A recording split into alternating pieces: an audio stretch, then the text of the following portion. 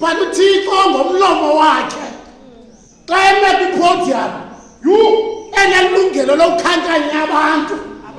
He chooses, he decides ukumention uRahabi uthi ndizamkhankanyela kwabandazi ngoba uRahabi kuye kuphuma uYesu.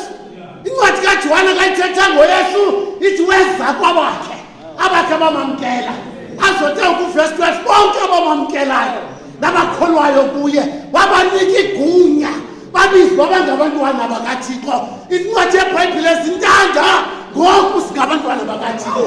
Ayikabonakali into esakwayiyo kodwa xa babonakala safana naye. uRahabi wangena kulo mnombo engekazalwa noYesu kwenzela nathi singene. Uyahlanjwa umnombo nguThixo. Hlanjwa umnombo.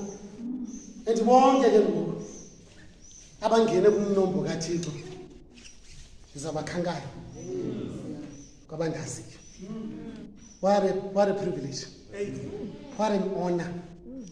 Ukuba nje nguhamba apha nje uthi kuyakukhankanya igama lakho.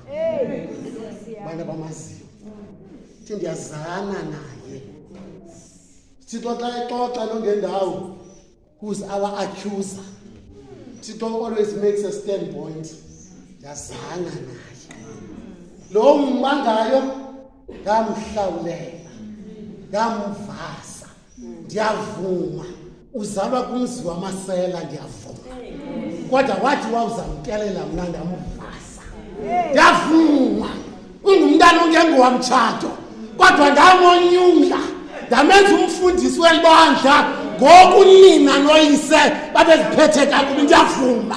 Ngoba wathi kumeko yakhe wakhetha mna Thixo ndizamkhankanya. Ndizocela umuntu olapha one-background embi okuba phambi koThixo. That background is disqualified and cancelled. Acinywa loo nto. Ungakulinga uziphilise nzima ngabantu babekulanda ngokuthi kuhlambile lo mnombo. Hamba ngesibindi. Yima phambili. Ungatyhafi ujongane noThixo. Inkosi nisikelele. Amen.